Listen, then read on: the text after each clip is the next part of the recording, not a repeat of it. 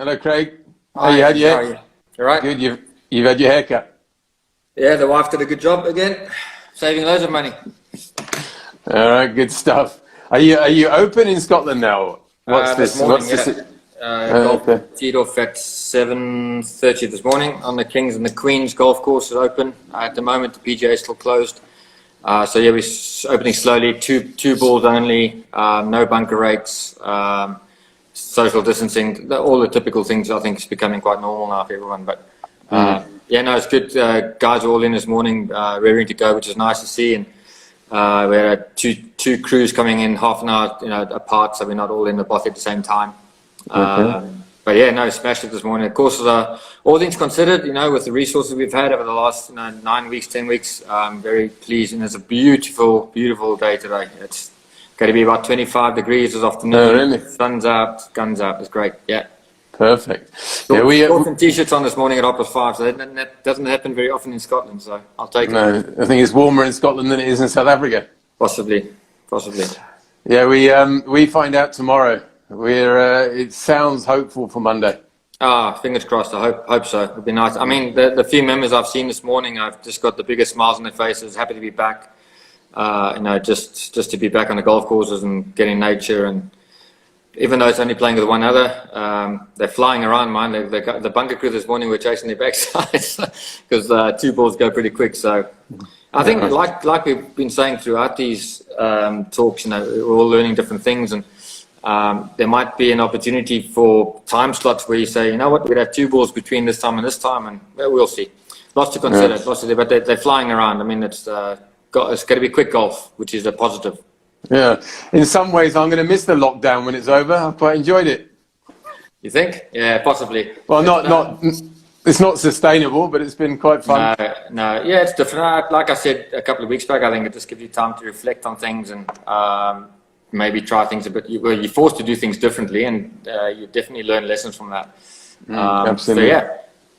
All right, cool. So we wanted to just catch up and have a review of what's been going on the last 2 weeks.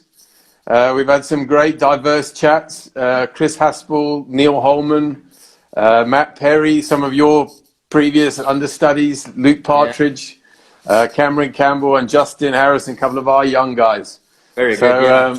I saw a lot of them, bits and pieces. I sat through some of them from start to finish. Some of them I just caught on and off, having had a busy week myself. But yeah, like always, it was really engaging.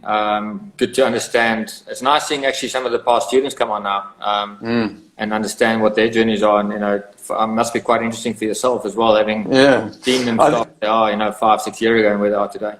Yeah, I was saying to someone yesterday, I think I'm the one who's benefited the most from these chats because I've learned so much from so many different people. To hear what they've got to say, and it gives me a renewed enthusiasm to get back out there and start implementing some of these fundamental practices that make people successful. It's been great. And next week we've got I'm excited for next week because we've got some international people coming on. I don't know if you know, but I see he's just joined. Pete went from Congressional Country Club. Oh, wonderful. He's just joined us here, so he's watching. So I'm really looking forward to chatting to you, Pete, next week. And then Carmen Magro's agreed to come on. You know Carmen well. Yeah, extremely well, yeah. Yeah, and I think Alejandro Reyes. He's also Alejandro, okay, yeah. I've spoken to him before. Interesting character, yeah. Very good. And we're trying hard to get Darren Baldwin from Tottenham Hotspur. I know you've been involved in getting him on, so that I think he's agreed to Wednesday, if I'm not mistaken. But but I can't because I've already arranged with Pete to do Wednesday, and I don't want to mess Pete around. So he's busy. He's doing loads of projects. Problem to have trying to create slots for people now, isn't it? I'm trying to get Darren to come on Monday, but I haven't heard back from him. So we'll wait and hear about Darren. I'm sure he'll be happy to help out either way you can. Yeah. All right. So Chris was probably the most experienced of the guys who we've had on, and I love chatting to him. He's probably he's the second guy I've had to cut off because of the Instagram hour.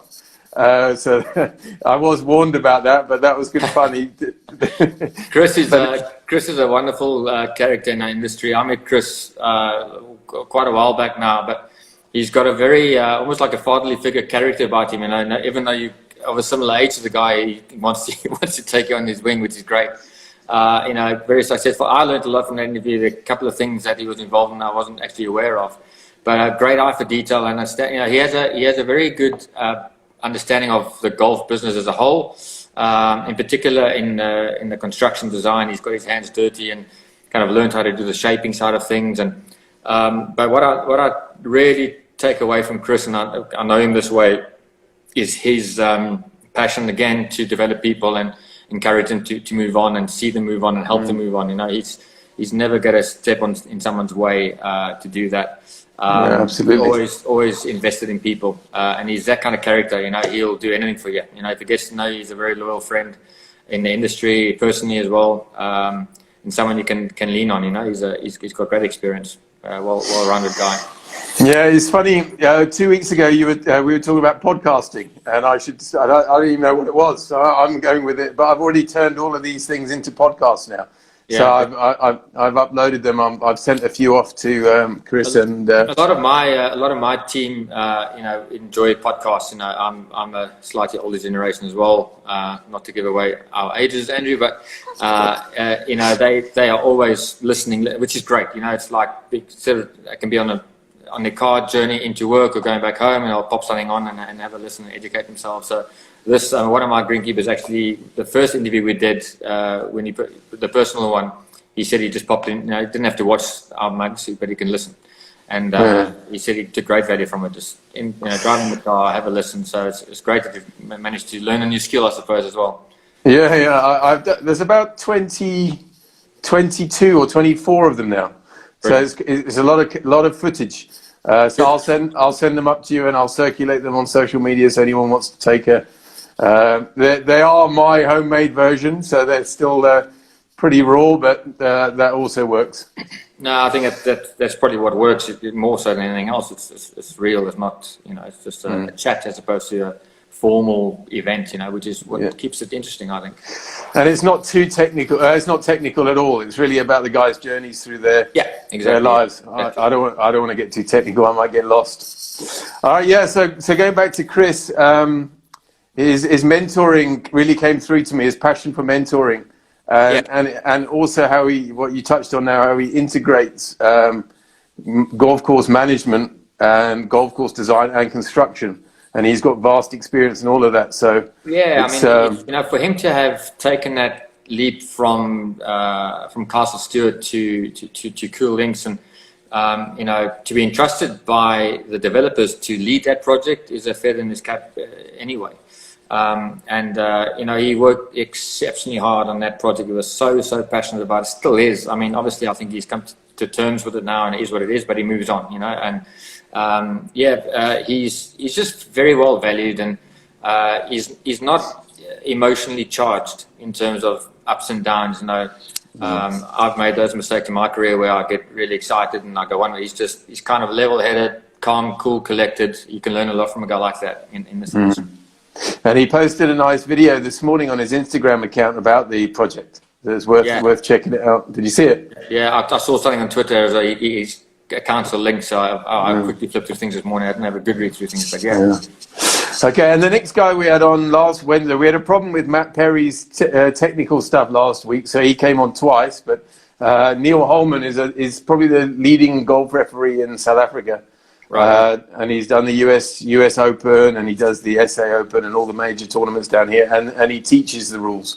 And I just wanted to get him on to show, well, I think it's very important for golf course managers to understand the rules of the game and the intricacies of them. So when you're setting up a golf course, you can use them to affect the playability and pin placements and things like that.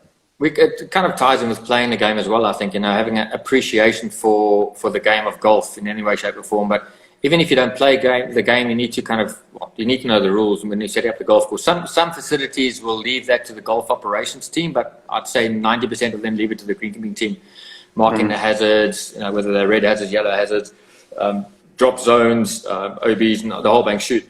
Understanding the rules and the impact of how you set up a hole or set up a golf course for that day one thing that, coming back to Greg again, you know, we used to set up the golf course there, and I actually love it. You know, on a Saturday for the monthly medal, you would go and, you know, move tees forward, move tees backwards, and try and make it interesting, as opposed to having that tee set up every single time. But having an appreciation for that hole, how it plays from the designer's perspective, what it was meant to play like, and then, but you have a massive influence in the enjoyment of the game for that individual. You know, so many days they used to go and say, "Oh, I'm going to make it as difficult as possible," and it just becomes a slog, and it's not fun. And they come off the monthly medal having shot, you know, one handicapers, you know, struggling through to 76s and 78s and 80s, and you know, you want people, and 17 handicappers not able to break 100. That's not fun, you know. So we're not out there to trick you up. We have to get up a fair test of golf for that day. That's fun, you know, and understanding the rules definitely ties into that, in my opinion.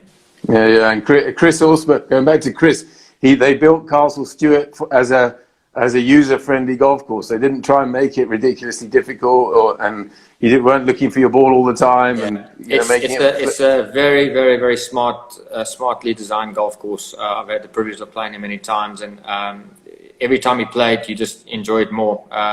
It's very King's Barnesy, if I'll be honest with you. It's not it's in that kind of vein. It's wide open. You're not feeling under too much pressure. Mind you, the first tee is a bit nerve-wracking because from the tee it looks quite tight, but when you get down there, it's quite open.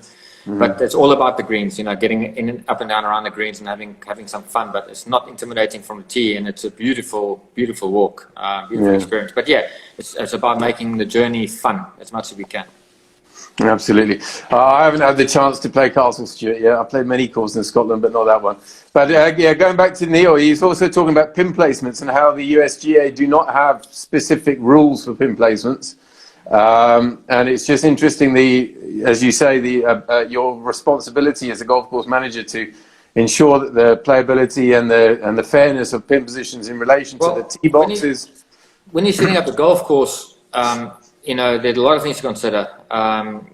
The enjoyment of the game for that individual, but importantly, pace of play. You know, you've got to get the golfers around the golf course, and you'll find if you're hosting a European Tour event or a USPGA event, you know, the field's big on a Thursday, Friday, and then obviously have the cut. So typically, you know, you go out there, and the Thursday, Friday pins aren't too challenging. It's very accessible, and it's really designed to get them through. If I'm being honest, and then you know, they've got a real tight window to work in when you're running a tour event because of TV, and they want to make sure that they're not missing that opportunity. So that's why the refs are out there watching the timers, getting the golfers through, pushing them along, or keeping them in that time slot. And if you go up there and set, you know, an absolutely nightmare pin on every single of the 18 greens, you're just not going to get golfers around, and you're going to have 5.5, 6 hour rounds of golf, grumpy membership. Grumpy golfers come off the 18th green in a bad mood, probably not going to stay in a club and have a pint, getting his clubs down the door, and off he goes. You know, and these are all the things that you need to remember and consider. You are there to ensure that your guest, your member, is having a great experience from the minute they arrive, the minute they leave. And you can have some fun in the middle of the round, but you know what? 17, 18, 16, 17, 18, make it accessible. Give them some, you know, let them come off their golf course feeling like I can come back again tomorrow. It hasn't beaten me up too bad. Yeah, absolutely. And Neil had a lovely story about when he was working at the US Open in Shinnecock in 2016.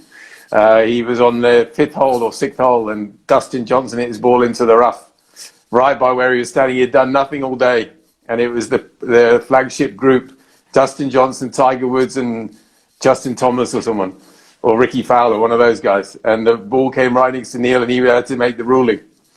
And he just the TV cameras, the press, and it was his first ruling in a major championship, and he had to call in for help. But his story came back to when you're under pressure, that you got to just rely on the basics of what you know, and that transcends everything.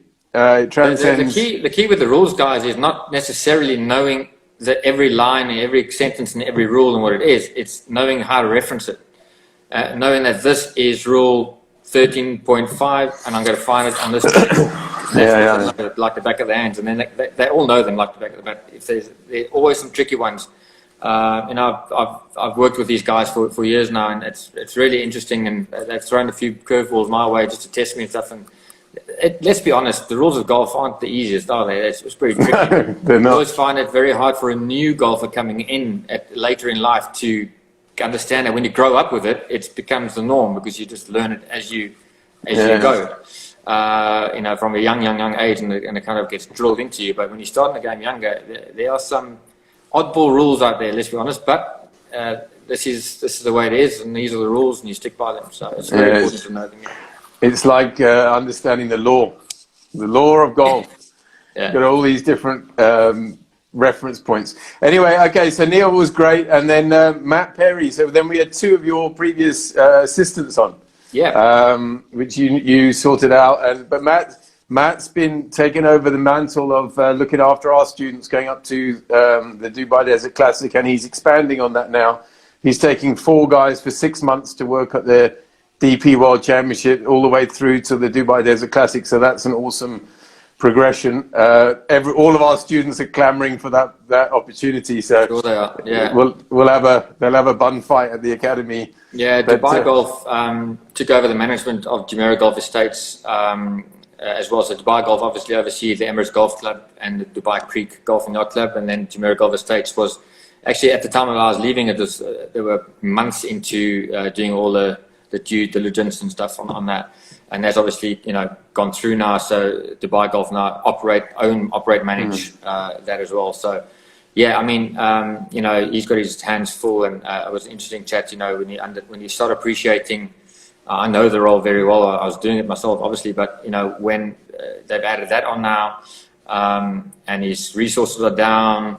Mario's obviously away sick at the moment. Josh is away over here. It's a lockdown, so he's running around like a madman at the moment. But this is where Matthew's learning some key skills, and he's always had them. But particularly now, this is when you start realizing the importance of empowerment. And spoke a lot about empowerment, didn't he? And how he likes to give people the opportunity to go. I mean, Donald Mulvey has been on site for a long time. He's the equipment manager / first assistant on the Felder golf course. But with Matthew now running between the three, Donald's going to have to step up and oversee a lot more, which is fantastic for his development. And I dare say Matthew's going to learn a lot from that experience too, and realizing, well, actually, you know what, great, he can actually do a bit more than I thought he was capable of. But no, Matt's come in a great way. I mean, we go back a while now, but it's really quite fun as someone who's brought someone in to the industry. Well, I brought him into the industry, but into the Middle East anyway, and then he's worked alongside you and moved on, and you kind of developed into a point, and then when you move on, you see them progress, and it's heartwarming, really, if I'm being honest. Now I felt proud of him. He speaks so fluently now. I mean, Matthew will put his hand up, and he used to struggle with the public speaking side of things, or being on camera and stuff like that, and it becomes a very much part of our jobs now. And he's so, I mean, he was so eloquent, so comfortable speaking. Did a fantastic job. Yeah, really, really good. Yeah, he's part of this new generation of golf course superintendents, isn't he? He's the young he is younger, but he's only 6 years younger than me. So but I class you as that as well. I class you as that new generation. Yeah, 100%. I mean, you're with it. Him, those kind of 30 to 45 kind of age gap right now. It's come through a different realm, I suppose, of management, and you kind of need to be. I talk about the business of golf course maintenance. It's a business. It's a big business. And you effectively are the general manager of your golf department, so to speak. And you kind of got to have that mindset. Because that's kind of what I mean. It seems like the guys now, like you or Matt or Luke, they could become the general manager at their golf clubs.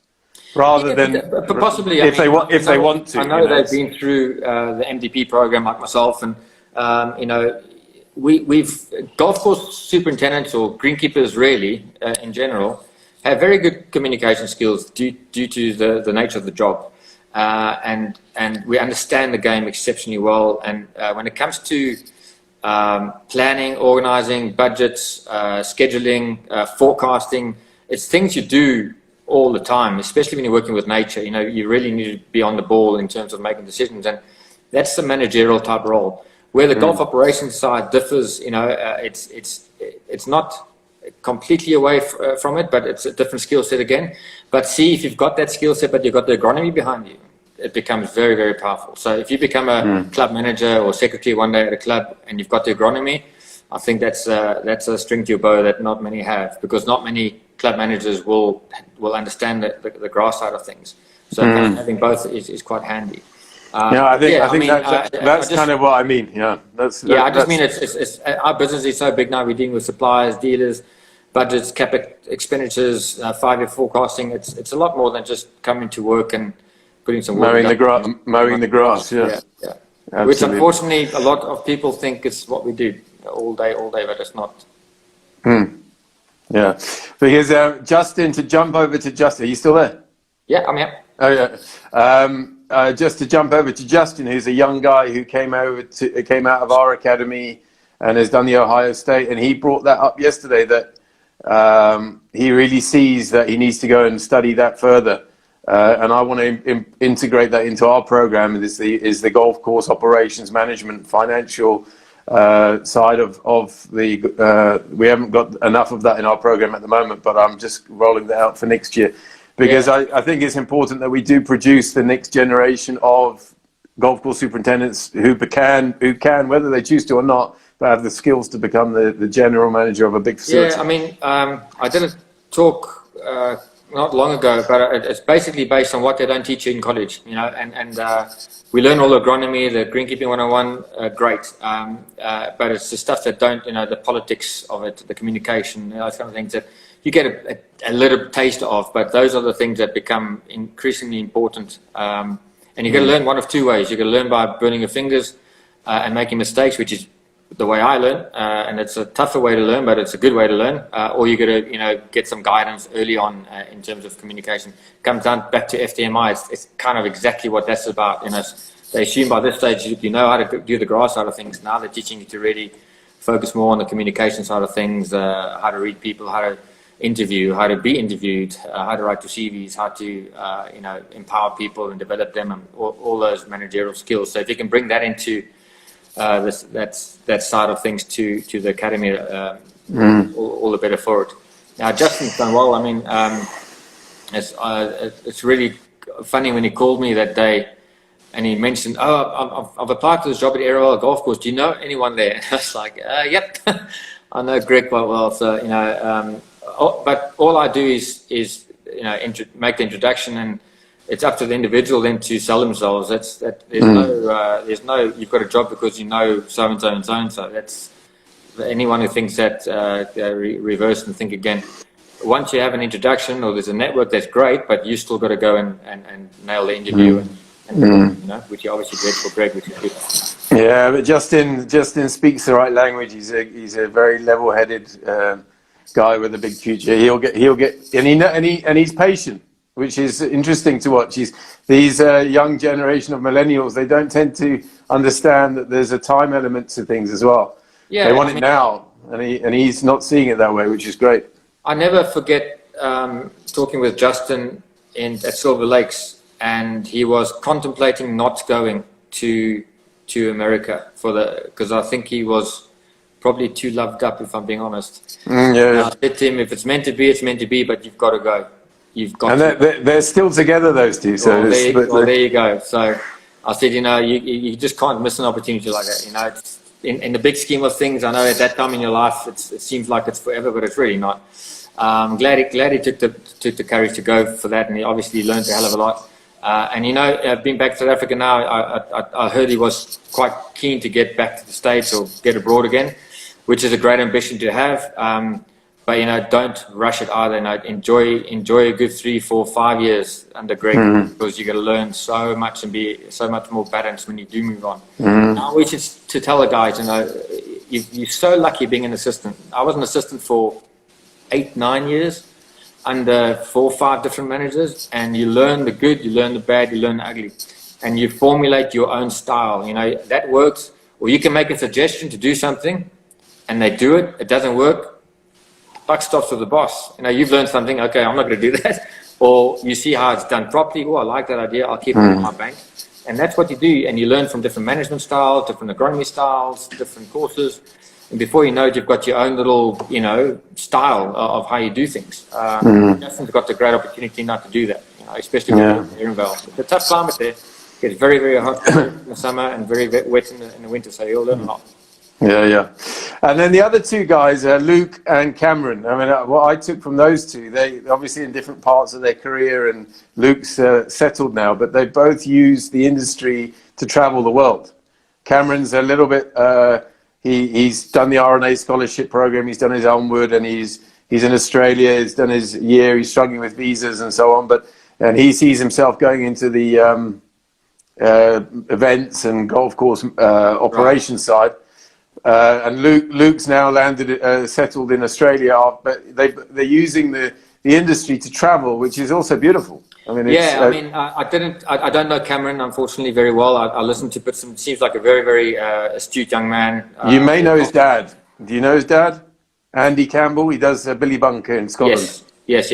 I've met Andy. Andy was actually here during the Solheim Cup making a little fix for us. Yeah, no, he's done well for himself, and he came across as very, very organised, I suppose, and switched on, and he kind of, he knows what he's doing. Luke, obviously, I know exceptionally well, having worked with him for so long. I mean, Luke was, at a stage when he first started his career, kind of young and just having fun and moving around the world and travelling, and got him up to Switzerland, I think, and then we met in Germany. And I told him when he got to Dubai, I said, right, you've got 6 months to get out of your system and have some fun and then let's get focused. But, Luke, I actually texted him afterwards to say, I was so chuffed to see him come across as a professional that he is today. Because I was where he was when he joined me, and you're young and you're just a bit loose and you start learning, as you go along, and hopefully people have good mentors at that stage in life, because it can go one of two ways. Greg kept me on the straight and narrow, thank heavens for him, because if it wasn't for him, I might have gone off and done something different. But coming back to Luke, the traveling around and getting the experience, he never really spoke much about China, but he actually left us for a period of time to go to China, and then came back again, and that was a real good opportunity for him to step out of his comfort zone, take the leadership role, and then come back in the assistant role. And I think that taught him a lot in terms of really appreciating what it takes. But when he came to the opportunity in Australia and they engaged with him, he came and sat down with me, and he was like, I really think I've got a chance here. Do you think I should go? I said, absolutely. He went for the interview, came back and said, I think that, I think they could offer me the job, kind of thing. I said, right. What do you think? I said, if your end goal is to get to Australia, you grab this with every ounce that you've got and you go for it. And it worked out that way for him. And him and Kim are back now, made a great life for themselves on the northern beaches. He's well respected, I think, because of the fact that he's been abroad. He's got experience. He came in as a young gun from overseas back in Australia. That doesn't happen very often. You normally stay within the circle in Australia. So to have someone from the outside, even though he's Australian, he would have been considered someone from who's been away now coming back. Massive feather in his cap. And he's got a great membership. He's developed really, really good communication with his committees. They trust him now to get on and do the job, and he's earned that, So he's done very, very well. Yeah, very good. Yeah, so he was one of the questions we asked this week in the last couple of weeks was how you balance the turf with the man management. And I asked him that, and he was quite aligned to the man management and the dealing with the club rather than the agronomy. Sure. And actually, Justin was talking about that. He reckons this is 80-20, which I think is quite to the man management for a young guy. That's quite. Yeah, I mean, I've worked in his shoes literally, and I was a lot younger than him when I was doing that role. But I always say to guys, try and, especially in Justin as a cracking example, still be seen to be part of the team in terms of the toolsmanship. Don't always be in the office. Don't always just be driving. Go and change cups in the morning. As the guys are setting up and mowing greens, go and rake bunkers one morning. Go and hop on the greens mow as well. Don't oust yourself from that. And I think I mentioned this when I spoke to you the very first time. Is like, if I kind of wish I had more time on the actual tools. when I was younger, because as much as I did, and I did a hell of a lot, I could have done more, and I probably should have done more if I'm being honest. And then, oddly enough, later on, I've spent, I get involved. But I guess what I'm trying to say is, don't lose touch with what got you in this business in the first place, which is greenkeeping. And you gain so much respect from the guys when they see you can still hop on a mower, still hop on this, and help them change this, help them change that. In the UK, course managers are very, very, very hands-on. Greenkeeping in the UK is very hands-on. Whether you're a course manager, a deputy course manager, a first assistant, it's hands-on. You'll be speaking to one of my guys next week, I think, James, and he's kind of having to learn that now. Although he's in a slightly more senior role here, it's very, very hands-on. So don't forget the hands-on side of what you do.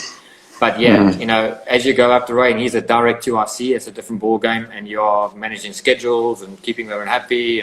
But I need a day off here, and can I swap this? Can I do that? And you end up spending a bit more time dealing with the people side of things. But I just keep saying, keep one hand in the game. Yeah, James, for those who don't know him, is another graduate of ATA. And is now working for Craig at Gleneagles. So I'm going to try and bring, amongst the international guys and the South African guys, I want to bring our past students back in and see how they're doing and catch up with them and see how their journey's taken them, because it's really nice for us to see as well. Good, This is a definite plus to see. I mean, even for myself, I've got to know some of the students over the years, but it's nice to see them go away and come back and see what they're doing, and it's good for your current students to kind of see what the opportunities that are out there. But it's not on the plate. It's never on the plate. You've got to work for it. Yeah, and Justin was speaking about. I asked him I ask everyone this question: what advice would you give to the students when they're starting out? And his was, put your hand up for everything possible. And James was brilliant for that when he was here. I don't know what he's like now, but I'm sure he hasn't changed too much. No. But he used to be out there all the time, and he would be working on the golf course all the time. It was and they stand out from the crowd. Yeah, that's it. I mean, exactly what I did when I worked down with Greg. I was just 21, 22, whatever. I had nothing better to do. And, I was working for 6 months. I knew I had 6 months, and I just took every single, anyone can stay back? Yep. And that's how you learn.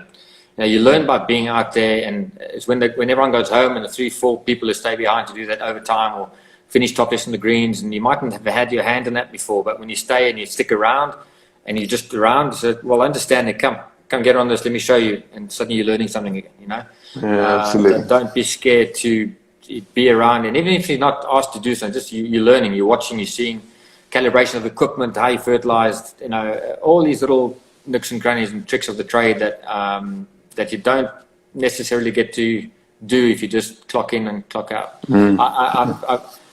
I'm not a slave driver in terms of you've got to work 20 hours a day, not at all. But I do believe in the mantra of, if it's not finished and you can stay an extra half an hour, 45 to get it finished, stay that extra 45 to get it finished. Don't finish it today. Tidy up, get it all done away. Don't leave a hole open up or sprinkler head that's, I'll get it tomorrow. No, don't start it if you're not going to finish it. If you're not going to finish it and you want to go home, fine, don't start it. If you start something, get it done, get it finished, tidy up and then go home. Christopher Stain is saying, why fit in when you can stand out? That's exactly right. But I said yesterday to Justin, as he heard the nursery rhyme, the little red hen. I'm a parent of 2 young kids, but when I read that nursery rhyme to my kids a few years ago, they're getting a bit old for that now, but it really struck a chord with me, because it's I don't know if you know it, but it's about the red hen who goes off and the animals in the barnyard don't. That's right. They're lazy, and only after they get the nice bread at the end do they want to eat the bread. It's quite a powerful little tale. But anyway, there's the second day in a row I'm talking about the little red hen. Need to get over it. Yeah. Move on quickly. Yeah. All right, Craig. That's about it. So that's a good review. If anyone's got any other pointers that you want to comment on, guys out there, we'll keep trying to get the guys in the industry. If I start working again next week, we'll probably cut the interviews down. I don't know what's going to happen. I don't want to stop it. I've loved it. I've learned more than anyone, I think, from the experience. I'm coming out of the lockdown in a much better place than I was when I went into it. I'll miss the lockdown, but I think I might have mentioned this before. I'm not sure, but you will be asked the question at some point in your career: what did you do during lockdown? If you've been furloughed or you've been put to the side as a greenkeeper or as a turf manager or as a director of golf or academy runner, whatever. There are two things to do. You can get fit or get fat, I say. So you either sit on your backside and twiddle your thumbs and watch TV all day and don't engage and don't read and don't get on webinars, or you do the opposite of that and you get stuck in and you make the best of the situation and you learn. You guys have done a great thing here in terms of setting up this, which gives people like myself an opportunity to listen in and learn. And I learn from every single interview that you provide to us in the industry, which I'm grateful for. You never ever know it all. And if there's one thing you can take away from what someone's said, and I've learned from people I don't know that you've interviewed and people I know very, very well that you've interviewed and I never knew. I obviously didn't know as well as I thought I did. So for those of you who have been on lockdown, so to speak, I really hope you've made the most of the opportunity and the time.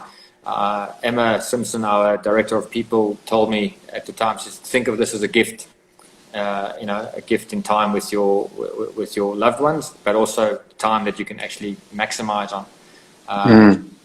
Amazed how much you can do in a day when you've got this much time. So let's make it productive. Yeah, I think the one message that I've taken it from the whole thing is a message that's recurring amongst all the guys is adding value rather than discounting, and that transcends so many things from any whether it's selling something or a service you're offering.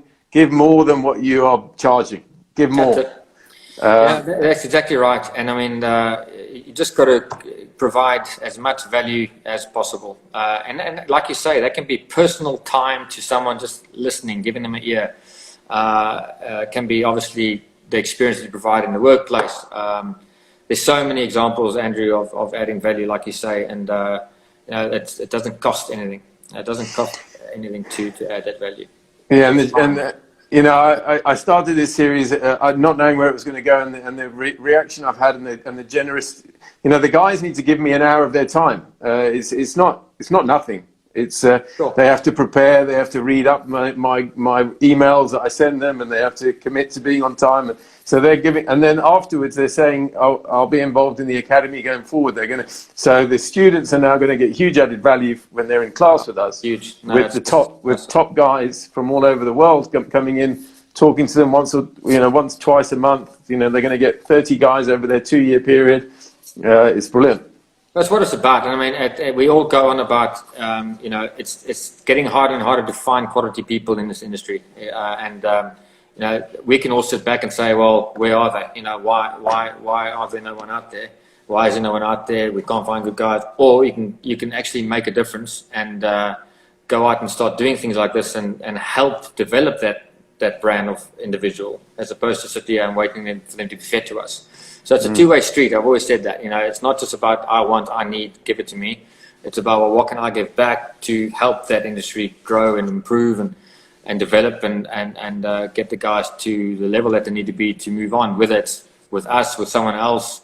It's something we're passionate about at Gleneagles is ensuring that when people move on from here, they leave with the brand values and the work ethic and the work values of us, and they are lifelong ambassador of us when they move on, and your students are therefore a lifelong ambassador of that certificate. That badge will never ever leave the side, and the more value you provide them, which you are, they just get to have more loyalty back to the academy, and it feeds itself, doesn't it? And that's what it's but I can't. I mean, I can't do this alone. And the guys from the early days are still with us. Howard Swan, Nick Brown, yourself. Been down to our conferences, the RNA, Jacob Sir. All the. I don't want to. It's not about pitching for the guys, but it's just without them, we wouldn't have got here. And now I'm able to add value from my side through the network. So it's it's just a lovely, lovely place to be at the moment. Yeah, the thing is, you've got it now. You've got what 20 something, 7, 8, 9, whatever interviews in the belt, and they're not going anywhere. You can always go back and review them. You know, you've got the podcasts, you've got them done. So, you know, podcasts are great because you can go back and listen to them again. I'm there. Sorry, you can back and learn from them again. So, which is great. And then, you know, I think you'll learn now as you come out of lockdown and back into full-time work, you clearly aren't going to have enough time to do one a day, but you can maybe get one a week or one every 2 weeks, one a month, whatever it is, you know. And then the one that you do is, you know, is really, really full and full of information. So fantastic stuff. Good stuff. I see Sir Francis links. Is that Charles or is that Jeff or is that Tinas? Who's that there? Because he's saying he did a Zoom with 9 students. Maybe Derek organised something with Charles. Probably Charles. Yeah, is that Charles? I keep meaning to get in contact with Charles. I want to get him on here, but I haven't done that yet. But anyway, hopefully that was our students, and Charles was talking about our students. I don't know what was going on there. Oh, it's Jeff. Okay, was that our students? No, he can't have been. Santa. Okay. All right, Jeff, we'll definitely get you on talking to our students. Your interview is still one of the standout ones of the whole series, so we'll definitely get you involved in due course with the guys. All right, Craig, that's it. I'm going to check out for the weekend. And yeah, good luck. Good luck re golf opening. I hope it's good news for you all, and you can get the economy kicking over and get your members out on the golf courses and get the academy kicking on again. So absolutely. I think it all goes well for you. Tell James he'd be on standby for Monday if Darren can't do it. Otherwise, it will be Darren. Yeah, I told him he's got to. Good to speak to you. All right, Craig. Thanks for your time. Bye. Thanks a lot. Bye.